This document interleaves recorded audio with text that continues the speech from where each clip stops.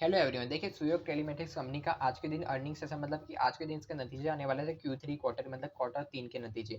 अगर आज के दिन बात करें, आज के दिन शेयर के अंदर 20% की गिरावट देखने को मिली। हम यहाँ पे सब कुछ डिस्कस करेंगे। पहले इसका अर्निंग सेशन का रिजल्ट कैसा रहा और यहाँ पे उसके बाद डिस्कस करेंगे आज के दिन ऐसे गिरावट क्यों देखने को मिली। अभी यहाँ पे स्टॉक को आप होल्ड करें तो आपको क्या करना चाहिए और यहाँ पे या क्या इस स्टॉक के अंदर शॉर्ट टर्म के अंदर फिर से पुलबैक वगैरह आ सकते हैं, फिर से हमें हायर लेवल पे ये स्टॉक देखने को मिलेगा या नहीं मिलेगा, इन्वेस्टर इसके अंदर क्या करें, अगर शॉर्ट टर्म के लिए स्टॉक को परचेस करना चाहिए या नहीं करना, सब के सब डाउट आपका मैं क्लियर करने वाला हूँ इसी एक वीडियो के माध्यम से।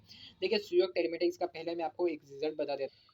यहाँ पे देखिए, इसके फाइनेंशियल पे एक बार नजर डाल लीजिए। तो फाइनेंशियल की बात को तो ये जो आंकड़े आप देख रहे हो वो लाख्स के अंदर, तो मैं आपको सीधा सीआर्स के अंदर कन्वर्ट करके बताऊंगा। यहाँ पे 49 करोड़ कंपनी का इनकम देखने को मिली इस दिसंबर क्वार्टर के अंदर। अगर आप पिछले साल से कंपेयर करें तो पिछले साल में करीब 43 करोड़ के आसपास की इनकम देखने को मिलती है। पिछले साल से साल अगर बात करें ईयर ऑन ईयर बेसिस पे, तो ईयर ऑन ईयर बेसिस में यहाँ पे इनकम के अंदर इजाफा होते हुए देखने को मिल रहा है, मतलब कि इनकम जो है वो बड़ी है।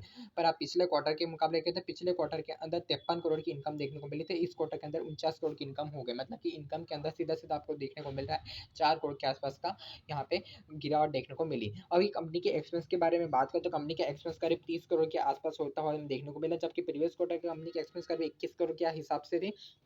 अगर बात कर ले, हमें पिछले साल में 21 करोड़ और इस साल के अंदर 30 करोड़, मतलब कि एक्सपेंस के अंदर करीब 10 करोड़ की बढ़ोतरी होती है देखने को मिली। और पिछले क्वार्टर से कंपेयर करें तो पिछले क्वार्टर में 28 करोड़ के आसपास की कंपनी की जो एक्सपेंस देखने को मिले थे। पिछले क्वार्टर से एक्सपेंस भी बढ़ चुके हैं और जबकि इनकम में जो है कोई हमें यहाँ पे बढ़ती हुई देखने को नहीं मिली इस क्वार्टर की। अभी प्रॉफिट की बात हो तो प्रॉफिट इस क्वार्टर में करीब 17 करोड़ के आसपास देखने को मिला, जबकि पिछले साल कंपनी का प्रॉफिट 19 करोड़ के आसपास का था। अगर आप बात कर ले पिछले क्वार्टर की प्रॉफिट, तो पिछले क्वार्टर में 20 करोड़ का प्रॉफिट था, तो पिछले क्वार्टर से भी ये प्रॉफिट कम है और यहाँ पे पिछले साल से भी ये प्रॉफिट कमाता हुआ देखने को मिला। तो अभी हाल ही में अभी बात करें तो रिजल्ट के नतीजे इतने ज़्यादा बुरे नहीं है, बट यहाँ पे आप नतीजों को ठीक ठाक कह सकते हो, मतलब ठीक ठाक नतीजे आते हुए देखने को मिला। अब ईपीएस भी यहाँ पे गिरता हुआ आपको देखने को मिलेगा। ईपीएस जो है वो 15.90 पैसे के आसपास आ चुका है, जबकि पिछले साल इसका ईपीएस करीब 17 रुपये और 52 पैसे के आसपास था। अगर पिछले क्वार्टर की बात हो तो पिछले क्वार्टर का ईपीएस करीब 19 रुपये 66 पैसे के आसपास है। फाइनेंशियल मैंने दिखा है उससे आपको समझ आ चुका होगा कि स्टॉक के फाइनेंशियल में इतनी ज़्यादा कोई बुराई नहीं थी, खराबी नहीं थी, बट यहाँ पे आज के दिन जो है 20% यहाँ पे स्टॉक गिरा है। देखिए, हाल ही में बात करें तो निफ्टी 50 वगैरह इंडेक्स देखें तो वहाँ पे भी 1% का करेक्शन और स्मॉल कैप मिड कैप के स्टॉक काफ़ी ज़्यादा गिर रहे हैं। 4% ये स्मॉल कैप के इंडेक्स के अंदर करेक्शन हुआ था।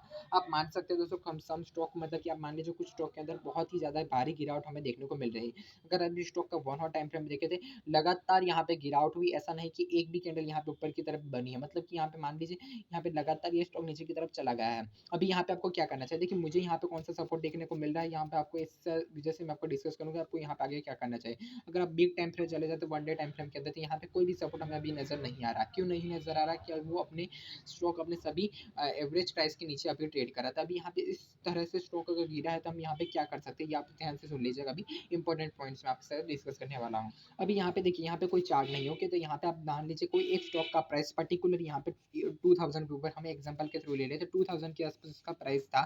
यहाँ पे प्राइस गिर के करीब 1400 आसपास पहुंच चुका है, वो लगातार प्राइस गिरा है, यहाँ पे पहुंच चुका है। ओके, यहाँ पे मान लीजिए ए पर्सन ने यहाँ पे बाय किया है, बी पर्सन ने यहाँ पे बीच में बाय किया है, सी पर्सन ने यहाँ पे बाय किया है। इन दोनों तीन कंडीशन के अंदर यहाँ पे कौन सा जो पर्सन है वो तो सी पर्सन को ज्यादा टेंशन नहीं होगा, बी पर्सन को सबसे बीच में मतलब कि मीडियम लेवल का टेंशन होगा, ए पर्सन को यहाँ पे सबसे ज्यादा टेंशन होगा। तो अब यहाँ पे स्टॉक की रिकवरी कैसे पॉसिबल हो सकती है, आप ध्यान से सुनना।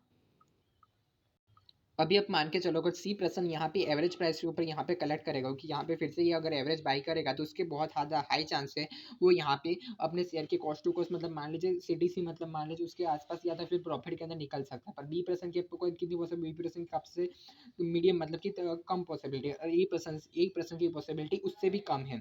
क्यों कम है, अगर वो भी एवरेज यहाँ पे करने जाएगा तो उसका प्राइस जो है वो काफ़ी ज़्यादा दूर है, पर सी पर्सन की पॉसिबिलिटी ज़्यादा है। तो मैं यहाँ पे जो बात करने वाला हूँ सी पर्सन के अकॉर्डिंग बात करने वाला हूँ।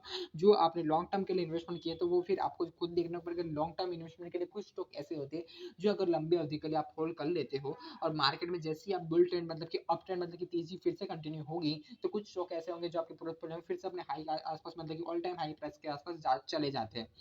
बट कुछ स्टॉक ऐसे होते हैं जो तेजी के मार्केट में भी नहीं चलते हैं। अभी आपको सोचना, देखिए अभी अगर आपने शॉर्ट टर्म इन्वेस्ट के लिए यहाँ पे नज़दीक की कोई प्राइस में अगर आपने इन्वेस्टमेंट किया है, तब भी आपको क्या करना है, देखिए यहाँ पे अगर आप मान के चलिए ये अप टर्न में ऐसा क्लोज हुआ था 20%, तो आप यहाँ पे ये हम इमेजिन करके चलते हैं ना कि नेक्स्ट दिन यार और 5% या 6% के आसपास ऊपर की तरफ ही भागना चाहता है। हम यहाँ पे यही इमेजिन कर रहे हैं। अगर ये नीचे की तरफ गिरा है तो कल के दिन हो सकता है यहाँ पे रिजल्ट भी ठीक ठाक निकल के आया, तो और कल के दिन 5 या 6% के आसपास नीचे की तरफ गिरना चाहिए, ये एक्सपेक्टेशन है मेरी।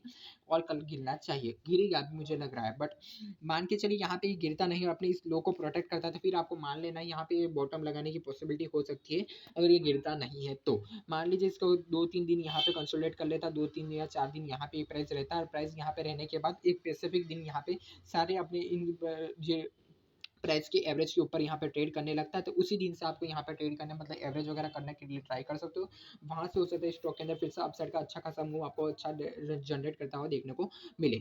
आशा करता हूँ ये एनालिसिस आपको पसंद है। देखिए अभी लॉन्ग टर्म इन्वेस्टर के लिए वही कर सकते हो दोस्तों आप लोग, की यहाँ पे कोई भी प्राइस ऐसा नहीं कि मैं आपको शो कर दूँ यहाँ पे, यहाँ ये इस प्राइस के ऊपर, क्योंकि ये अभी आया स्टॉक है करीब 2000, अब मार्केट से 2024 के अंदर यहाँ पे आया था ये लिस्टेड कंपनी।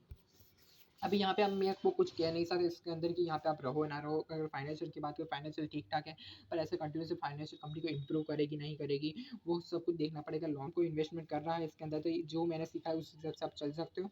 ध्यान रखिए अगर यहाँ पे अभी आप एग्जिट करना चाहिए या फिर नहीं करना चाहिए, इसके बारे में बात कर लूँ।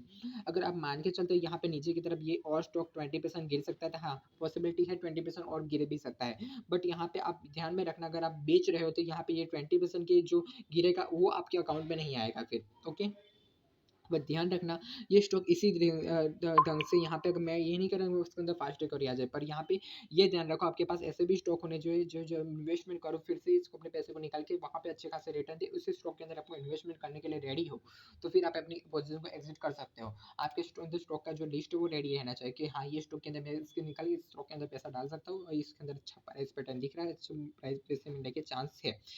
तो यहाँ पे इस तरह से आपको कोई प्लानिंग हो तो यहाँ पे आपको ज़रूर एग्जिट करना चाहिए। आप पर ध्यान रखना, अगर यहाँ पे आपको पैसे को ऐसे ही आप रखने चाहते हो, फिर यहाँ पे 2-3-4 दिन 5 दिन के बाद हो सकता है फिर से इसके अंदर आप और फिर से आप मोमेंटम के यहाँ पे ट्रेड करो, तो फिर ये रॉन्ग हो जाएगा।